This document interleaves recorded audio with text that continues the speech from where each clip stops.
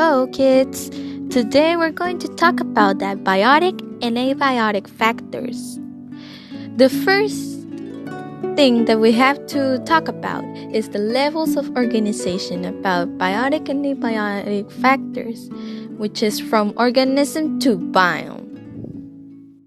Level 1 is organisms, any living thing. Next level is population, which are groups of individuals that belong to the same species and live in the same area. Third level is community, which is different populations that live together in a specific area. Fourth level is ecosystem, which is a collection of all the organisms that live together in a particular space.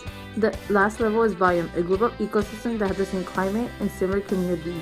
I'm going to give you examples about biotic and abiotic factors, but first, you have to know what abiotic factors are. Abiotic factors are things that are not alive in the ecosystem. Abiotic resources are taken from the lithosphere, which is earth, atmosphere, which is air, and hydrosphere, which is water. Examples of abiotic factors are water, air, dirt, sunlight, and rocks.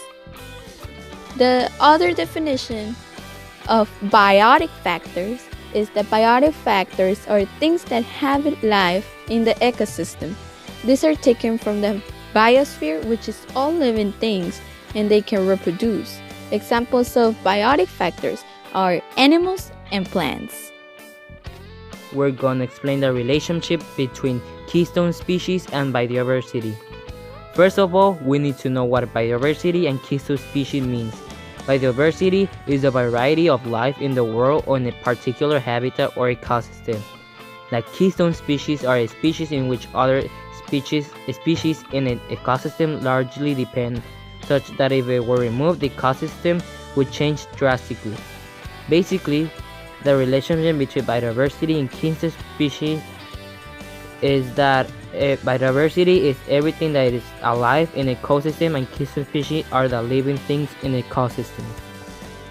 In any arrangement or community, the keystone is considered one of the most important parts in a marine ecosystem or any other type of ecosystem.